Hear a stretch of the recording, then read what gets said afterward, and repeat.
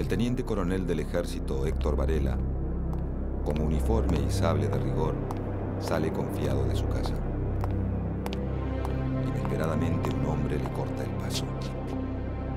El teniente coronel, sorprendido, intuye que su vida corre peligro, pero es demasiado tarde. Una bomba casera explota a sus pies y lo hiere gravemente.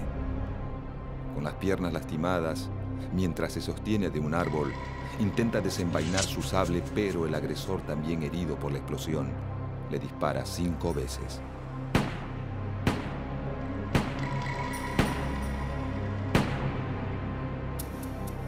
El laureado teniente coronel del ejército, Héctor Varela, muere.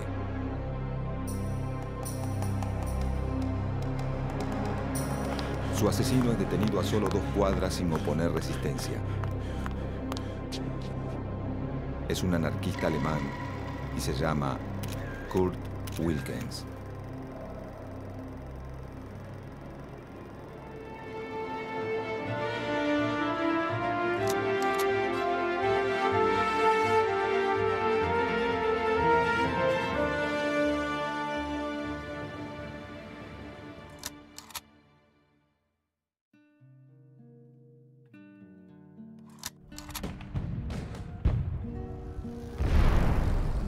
La Primera Guerra Mundial, desatada en 1914, provoca un fuerte impacto en la economía argentina, dado que Gran Bretaña, Francia, Bélgica y Alemania, sus principales socios comerciales, forman parte del conflicto internacional.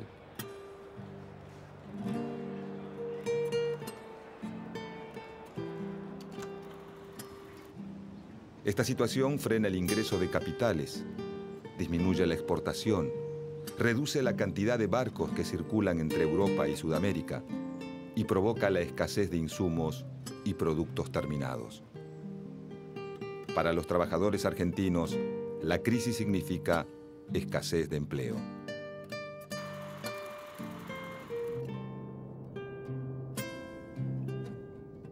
En 1917, el 20% de la población activa está desocupada.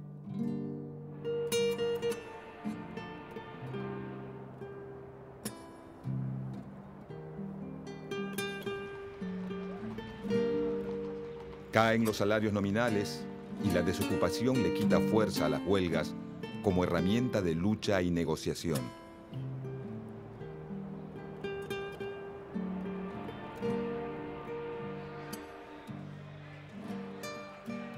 Al finalizar la guerra, comienza la recuperación económica. El crecimiento de las exportaciones trasciende en el mercado interno y suben los precios de los alimentos.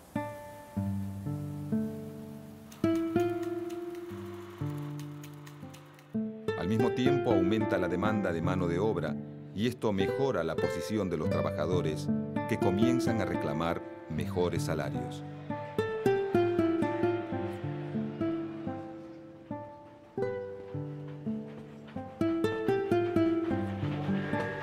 Entre 1916 y 1918, algunos sindicatos logran el arbitraje del gobierno nacional en sus conflictos.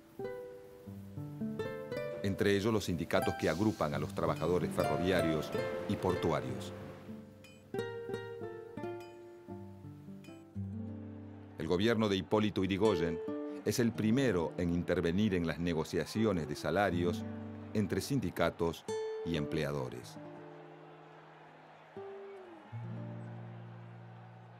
Esta situación fortalece la posición de sindicatos de larga trayectoria, como la Fraternidad de Maquinistas, creada en 1887, y de otros más recientes, como la Federación Obrera Marítima y la Federación Obrera Ferrocarrilera, surgidas en la década de 1910.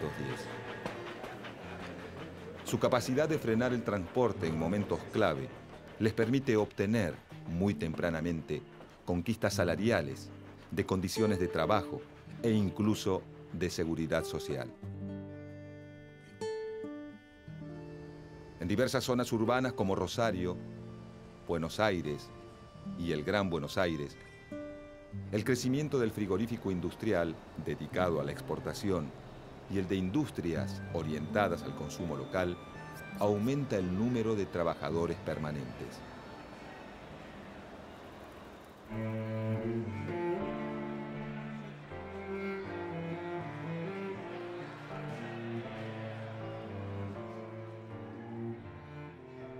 La crítica situación generada por la guerra crea en estas industrias una serie de conflictos que fortalecen su organización sindical. A partir de 1917, se suceden huelgas en las que el movimiento obrero reclama mejores salarios y retoma una demanda por la que lucha desde sus orígenes, en la década de 1890. La limitación de la jornada laboral a 8 horas diarias.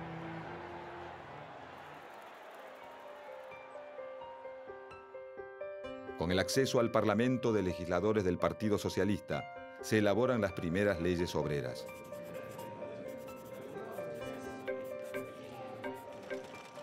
Se sancionan la Ley de Descanso Dominical, la Ley de Regulación del Trabajo Femenino e Infantil y la Ley de Accidentes de Trabajo. Las nuevas leyes regulan los horarios de trabajo, los días de descanso periódico pago y la licencia por maternidad, que revierte la situación a la que están sometidas las mujeres al momento de ser madres, quienes debían continuar en actividad o bien renunciar o ser despedidas. Los trabajadores de algunas industrias consiguen la jornada laboral de 8 horas, pero recién en 1929 llega a convertirse en ley nacional. El trabajo reglamentado y el contacto con las primeras formas de organización industrial de la producción genera una experiencia particular y un movimiento de sindicalización fuerte. Cuando la guerra llega a su fin, en noviembre de 1918, algunos sectores industriales logran mejoras en sus condiciones de trabajo, pero la situación general de los trabajadores argentinos sigue siendo precaria. Comparativamente, para la misma época, los obreros estadounidenses y europeos trabajan en industrias más consolidadas, forman una clase obrera más numerosa y tienen mayor experiencia de organización. La guerra crea alteraciones en el mercado de trabajo. Los puestos que los hombres dejan vacantes son ocupados por las mujeres. En la posguerra, se satura el mercado laboral y aumenta la desocupación. Estados Unidos es uno de los países triunfadores menos afectados por la guerra. Si bien sufre en 1921 una breve crisis financiera, pasado este momento inicia un período de fuerte crecimiento. Con el nuevo panorama de posguerra, comienza la recuperación de los fletes y el aumento en la demanda de alimentos y materias primas para la reconstrucción de las economías europeas. Además, se reactivan las exportaciones y los intercambios. La economía argentina, que viene de casi 5 años de recesión, atraviesa fuertes presiones inflacionarias. Los precios de los alimentos y otros productos de primera necesidad se incrementan por su alza en el mercado internacional.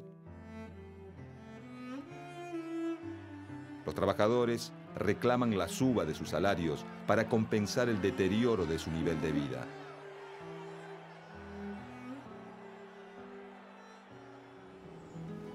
Con la llegada de la primavera en 1918 y el comienzo de la temporada de cosecha, en el campo pampeano se produce un aumento de la demanda laboral y una migración de obreros que se trasladan de la ciudad al campo en busca de empleo. Todos los sectores laborales cuentan con mejores condiciones de negociación. Los trabajadores del transporte realizan paros y las cosechas se acumulan a la espera de ser cargadas en vagones o buques. La necesidad de mano de obra en el campo permite a los trabajadores estacionales reclamar mejores salarios.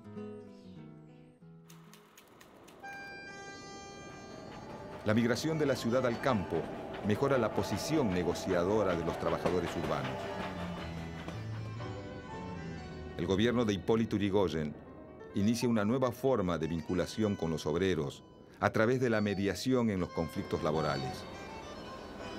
Aunque está lejos de apoyar a todos los trabajadores. Los más beneficiados son los nucleados en organizaciones de tendencia sindicalista, pertenecientes a los sectores más fuertes de la economía, como los ferroviarios o los portuarios. Los sindicatos cercanos al Partido Socialista, principal competidor electoral del radicalismo, reciben menos apoyo. Y ningún tipo de beneficio a los anarquistas, que no están dispuestos por principio a negociar con el Estado. Ante esta realidad, en diciembre de 1918, los obreros metalúrgicos de los talleres Bacena inician una huelga.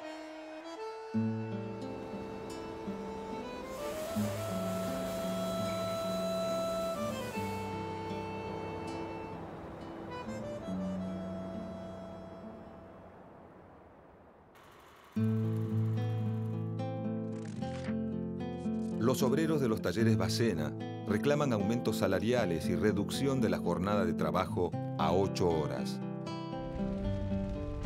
Los primeros días de enero de 1919, la empresa fragmenta la unidad de los huelguistas y consigue que varios empleados se reincorporen al trabajo. El 7 de enero, algunos de los obreros reincorporados a Bacena salen con las camionetas de la empresa desde los talleres ubicados en Cochabamba y La Rioja, en el barrio de San Cristóbal, en Buenos Aires, y se dirigen a buscar materias primas en el depósito situado en las calles Pepirí y Santo Domingo, en el barrio de Parque Patricios. Al llegar a Pepirí y Alcorta, un piquete los exhorta para que abandonen el trabajo.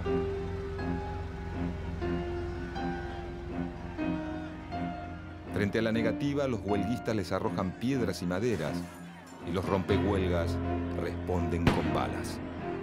La Guardia Policial aprovecha el disturbio y desata la represión para garantizar la labor de los rompehuelgas.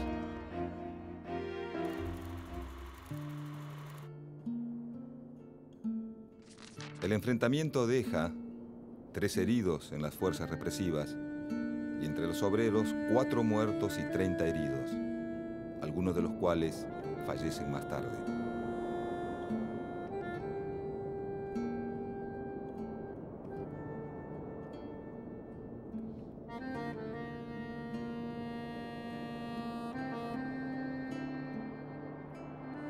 La fracción de la Federación Obrera Regional Argentina, controlada por los anarquistas, ve en estos hechos una oportunidad para la huelga general revolucionaria.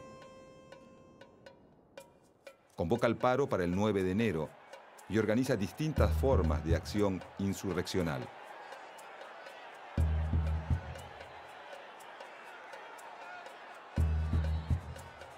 El núcleo sindicalista de la Federación en un primer momento se pliega a la huelga, pero más tarde la levanta y junto al Partido Socialista buscan agotar las vías de negociación explotando su llegada al gobierno nacional.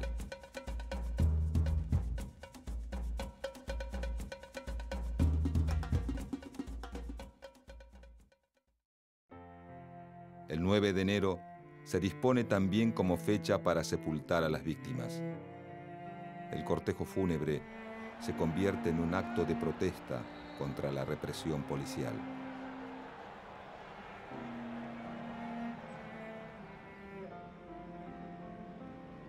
Desde el barrio de Nueva Pompeya y hasta Chacarita se producen choques con la policía.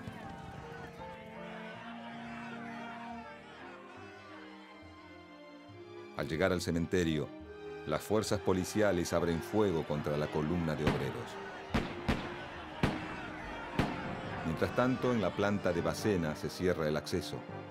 Se forman piquetes de huelga y se instalan barricadas en distintas calles cercanas: San Juan, Cochabamba, Urquiza, La Rioja.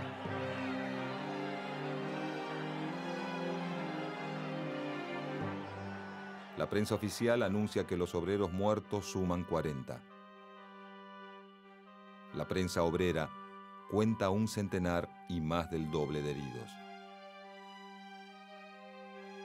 El 10 de enero por la mañana, la ciudad está paralizada tanto por el acatamiento a la huelga como por el temor a sus consecuencias.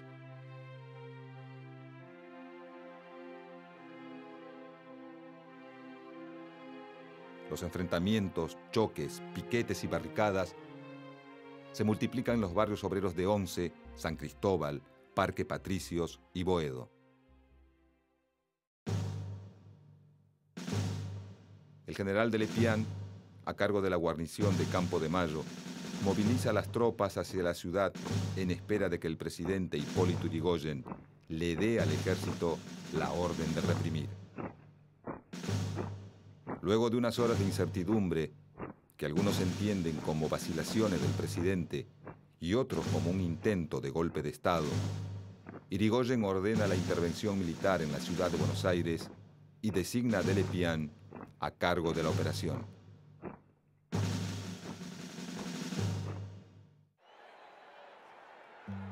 En la ciudad están movilizadas tanto las distintas tendencias de organizaciones obreras como las asociaciones patronales y los grupos reunidos en su apoyo. A la intervención militar, la represión policial a los huelguistas y la confrontación con los grupos de choque anarquistas se suma el accionar de guardias cívicas organizadas por la recién formada agrupación conservadora, la Liga Patriótica Argentina. Estos grupos parapoliciales se ensañan con los obreros, con los anarquistas y con los trabajadores municipales cuyo sindicato es cercano al Partido Socialista.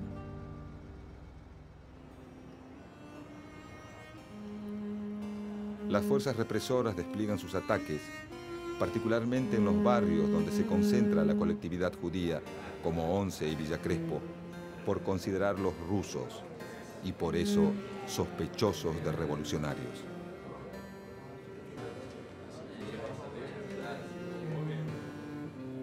Mientras la patronal de los talleres Bacena, el gobierno radical y la fora sindicalista aprueban muchos de los reclamos del pliego de condiciones presentado por los huelguistas entre el 7 y el 8 de enero, se agudiza la represión sobre quienes deciden continuar adelante con la medida de fuerza. Alrededor de 2.000 trabajadores, dirigentes y militantes de distintos grupos son detenidos.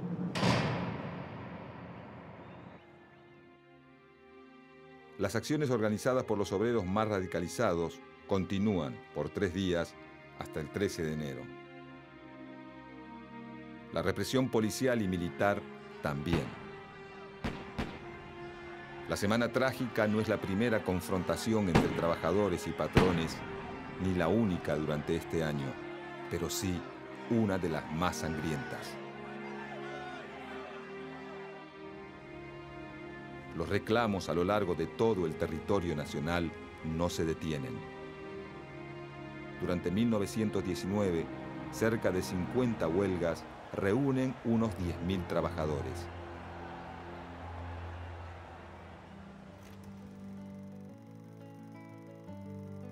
Los conflictos no se limitan al sector del transporte ni al urbano. Emergen también las huelgas entre los asalariados del sector rural. En la región chaqueña se desata un conflicto en La Forestal, una empresa de capital británico dedicada a la explotación de bosques de quebracho. La compañía controla los ferrocarriles y la totalidad de los inmuebles en los pueblos fundados en torno a los obrajes, aserraderos y fábricas de tanino. Su vasto territorio comprende el norte de Santa Fe, buena parte del Chaco y algunas zonas de Salta y Corrientes. La explotación de los obreros y contratistas es brutal.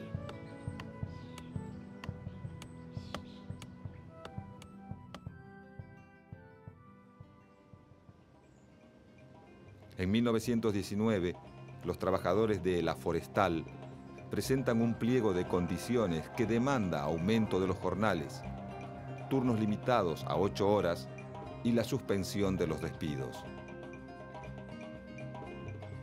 El presidente Hipólito Yrigoyen envía a la Gendarmería Volante, un cuerpo militar creado por el gobierno y financiado por la empresa. A las persecuciones de obreros y militantes se suman una gran cantidad de despidos. Crean listas negras, deportan a los trabajadores e incendian muchas de sus casas y sedes sindicales. El conflicto en la forestal finaliza, pero los obreros no consiguen ninguna de las mejoras exigidas. Para inicios de la década de los 20, el reajuste de las economías europeas provoca una crisis financiera en la Argentina. Las organizaciones obreras reaccionan con medidas de fuerza y el gobierno de Irigoyen vuelve a reprimir. En la región pampeana, los trabajadores rurales se organizan una vez más para conseguir mejores salarios.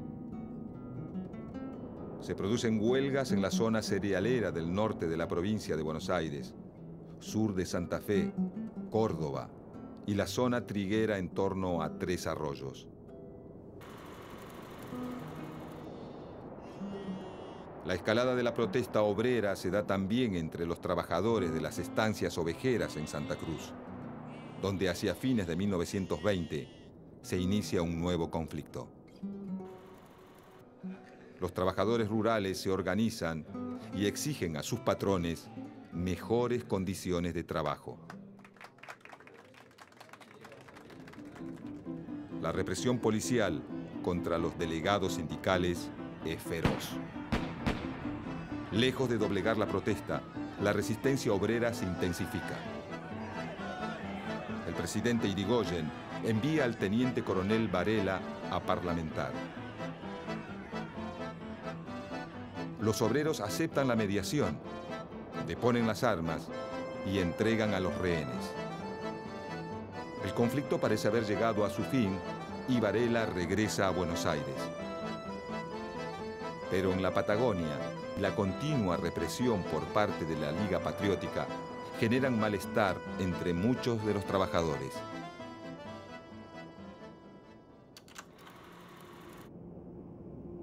En agosto de 1921, deciden ir nuevamente a la huelga. Los obreros más intransigentes toman rehenes, saquean y queman estancias.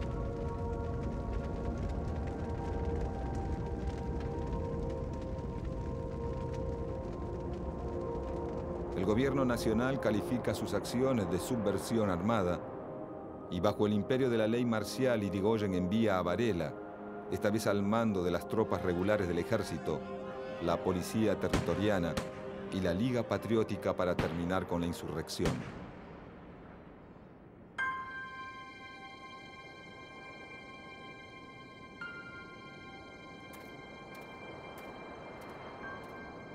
Las tres fuerzas reprimen, torturan, encarcelan y fusilan a los grupos de obreros que se entregan sin resistir, a los militantes más rebeldes y a cualquier sospechoso de tener simpatías anarquistas.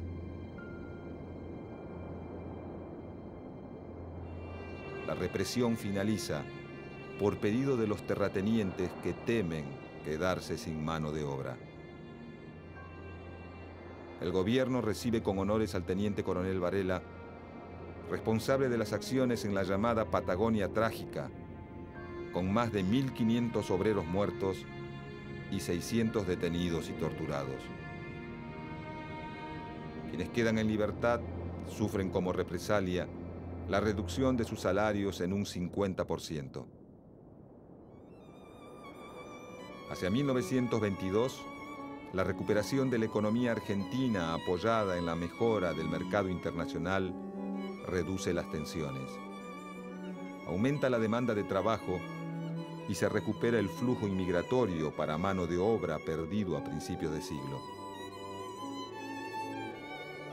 Los sindicatos, para conseguir mejoras laborales, cambian de estrategia y despliegan tácticas de negociación más que de confrontación.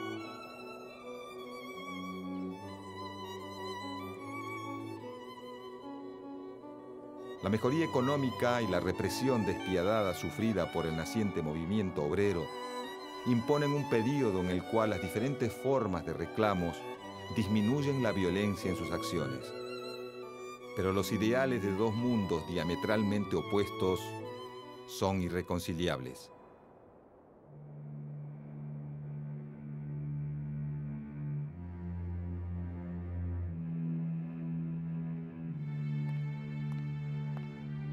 El teniente coronel del ejército, Héctor Varela, sale confiado de su casa.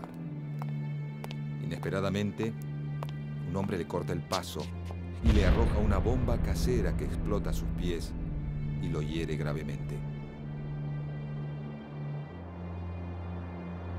Con las piernas lastimadas, mientras se sostiene de un árbol, intenta desenvainar su sable. Pero el agresor, también herido por la explosión, le dispara 5 veces.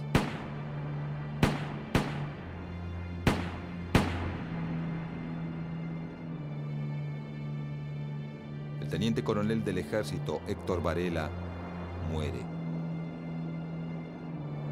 El asesino, un anarquista alemán llamado Kurt Wilkens, es detenido a solo 2 cuadras sin oponer resistencia y declara: pueden matarme. He vengado a mis hermanos. 8 meses después, Varela es honrado con una placa. Los británicos residentes en el territorio de Santa Cruz, a la memoria del teniente coronel Varela, ejemplo de honor y disciplina en el cumplimiento de su deber. La semana trágica marca el fin de la estrategia insurreccional en el movimiento obrero, el debilitamiento del anarquismo, la consolidación de las estrategias sindicalistas y el surgimiento de una derecha militante y agresiva. Esta nueva derecha utiliza organizaciones parapoliciales con el objetivo de reprimir a un movimiento obrero al que acusa de estar inspirado en influencias consideradas nocivas, bolcheviques y anarquistas. Los conflictos desatados entre 1919 y 1922 afectan a trabajadores de todo el país, tanto a los urbanos de Buenos Aires y Rosario, como a los rurales de la región pampeana, del Chaco y la Patagonia. La oleada de conflictividad de esos años es el resultado de los efectos que la coyuntura internacional creada por la Gran Guerra tiene sobre la estructura de la economía nacional. El accionar represivo del Estado y de los grupos parapoliciales logra limitar la movilización. La recuperación económica reduce las tensiones sociales y las estrategias del movimiento obrero se reorientan hacia la búsqueda de canales de negociación con los patrones y hacia el amparo estatal. A fines de la década de los 20, la aparición de nuevas crisis reabrirá muchas de las tensiones experimentadas por el movimiento obrero argentino.